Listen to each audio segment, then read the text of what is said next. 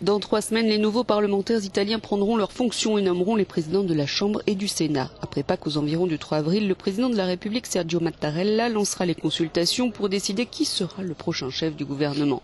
Et c'est là que ça se corse. Si aucune alliance ne se dégage entre les forces politiques, que se passera-t-il? Notre journaliste à Rome est allé poser la question à un constitutionnaliste.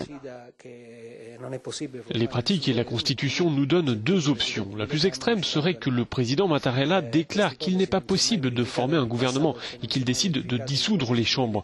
Ce scénario ne s'est jamais produit, mais il est vrai que jamais aucun scrutin n'a été aussi serré.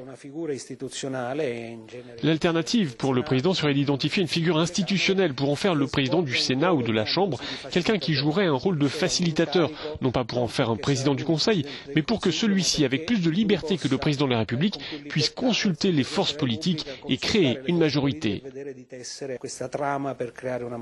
La lutte est engagée entre le mouvement 5 étoiles et la Ligue, qui revendiquent chacun le pouvoir et excluent toute alliance eurosceptique entre eux. Le président de la République entre dans la phase la plus difficile de son mandat. On attend avec impatience sa décision à l'intérieur et à l'extérieur des frontières italiennes.